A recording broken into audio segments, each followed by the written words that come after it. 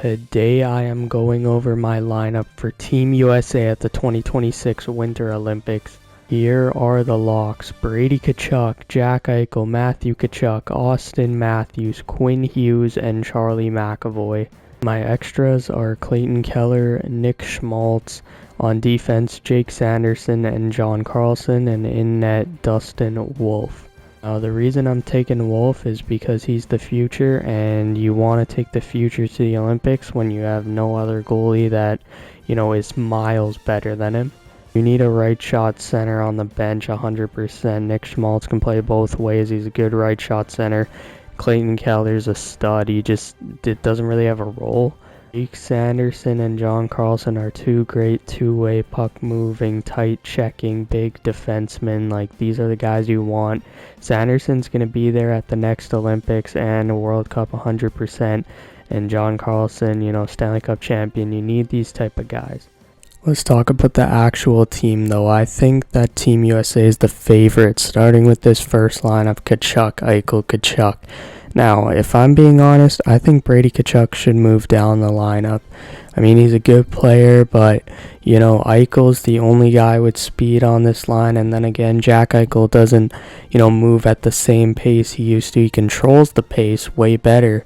But it's not like Jack Eichel's, McDavid or these guys are heavy boys, but speed does kill, and it's going to be interesting to see how these guys play. But I really like this line. I mean, they have a lot of everything. They have a lot of leadership. They have a lot of grit. This is the heart and soul line you put out there.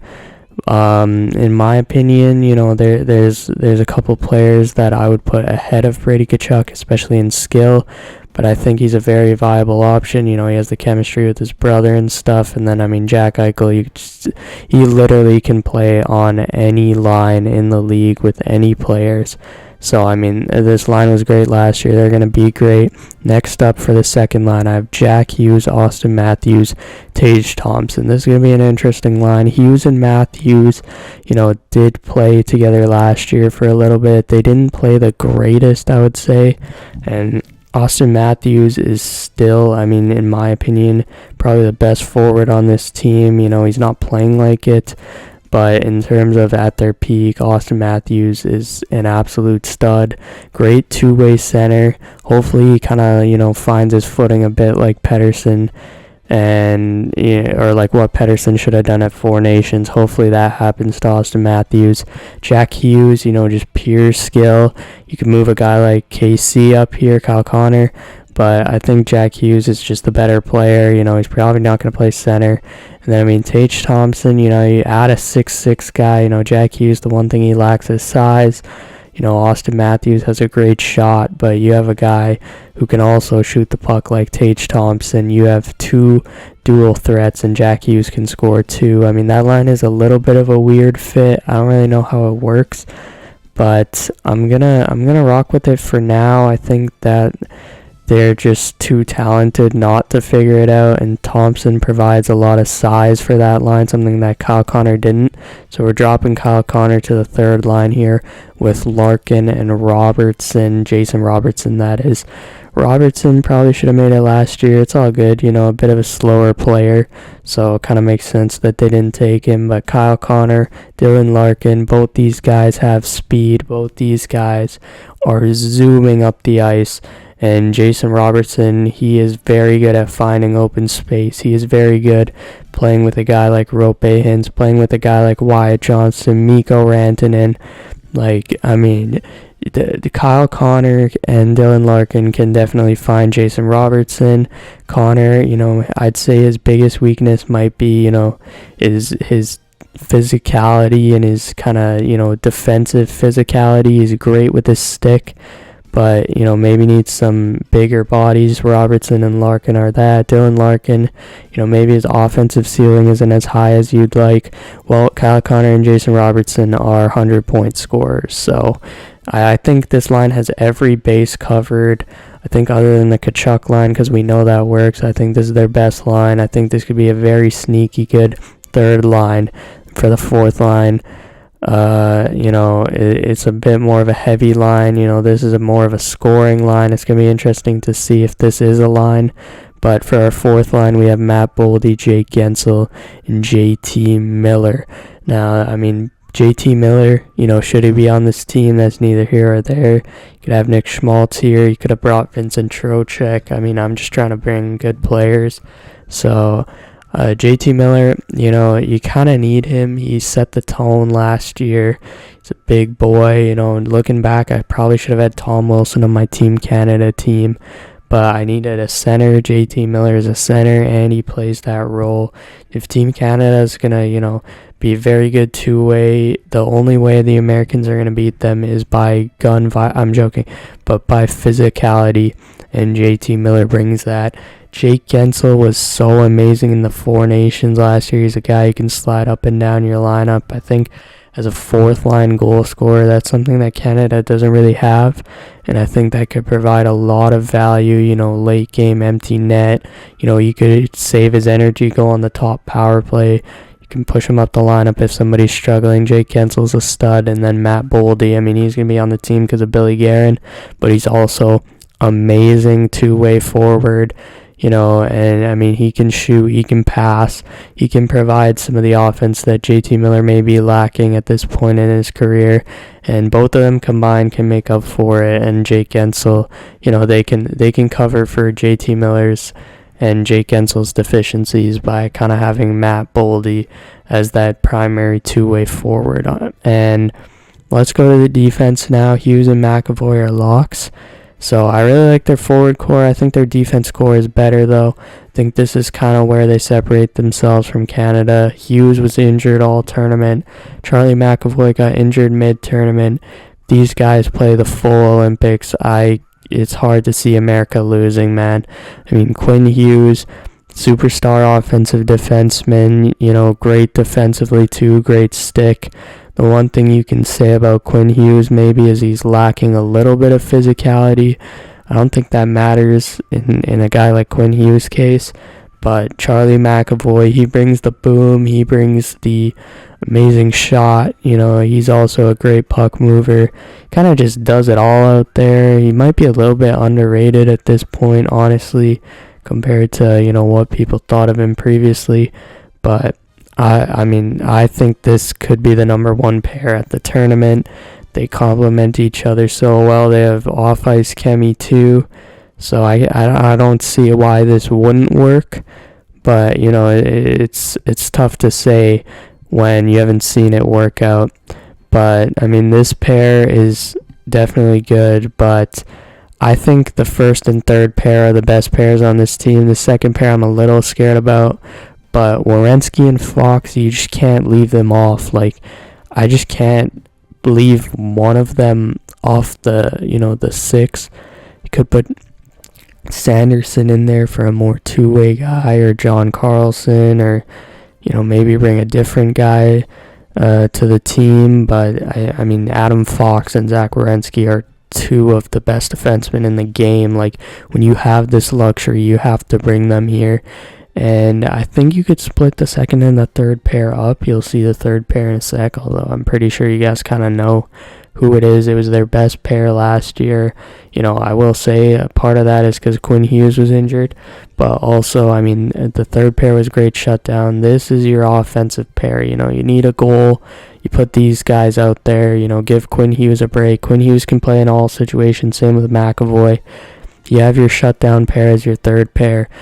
Put these guys as your offensive puck-moving pair. Put them out there with the heavy boys, and they can create some offense that your fourth line or whoever is lacking.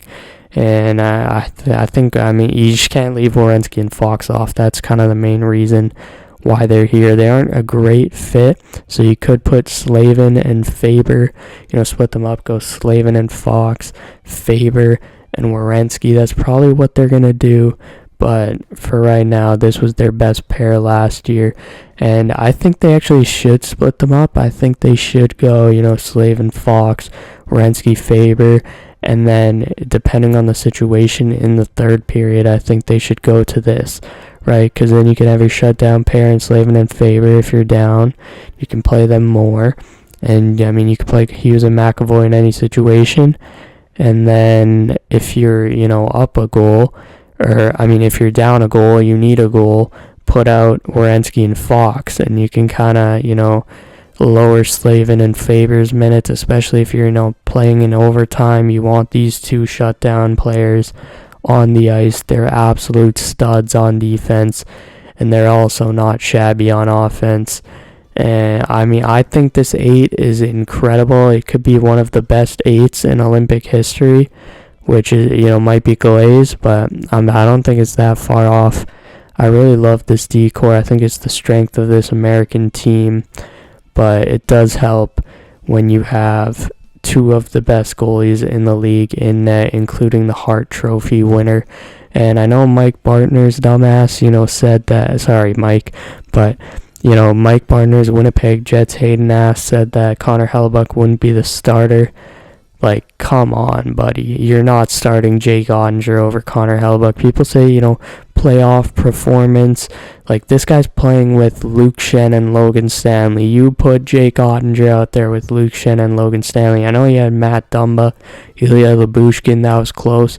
You guys don't understand how much of a pain it was to watch that. You guys don't understand to see Tyler Toffoli backcheck in front of a Hart Trophy winner.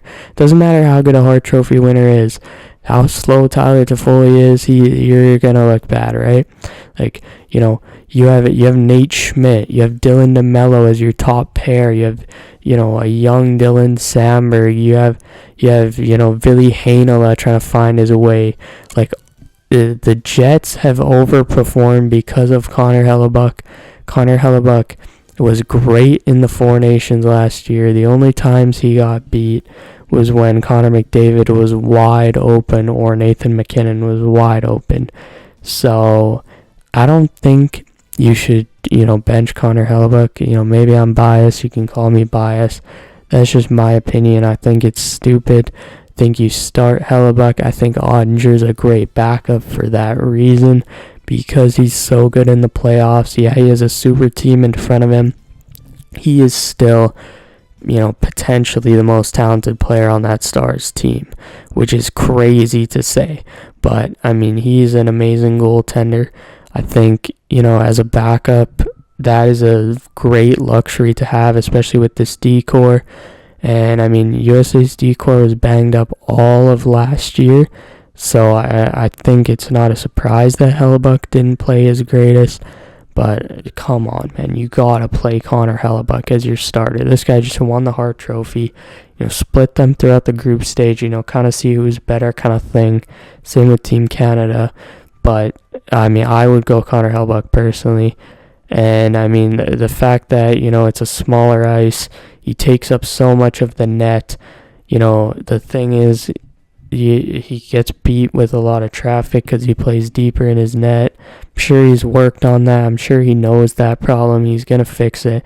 And if that's your one issue, then just don't allow shots from the point. It's pretty simple. The Jets can't do it, but I'm sure Team USA can. So that is my Team USA. Are they the favorites? I think so.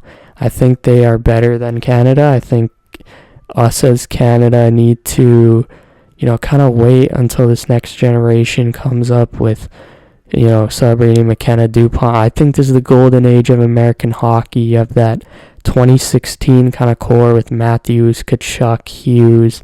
Then you have, your 2021 kind of core where you have, Jack Hughes, Cole Caulfield, 2019 where you have Jack Hughes, Cole Caulfield, Trevor Zegras, that Matt Boldy, Brock Faber, Matty Beniers, that core.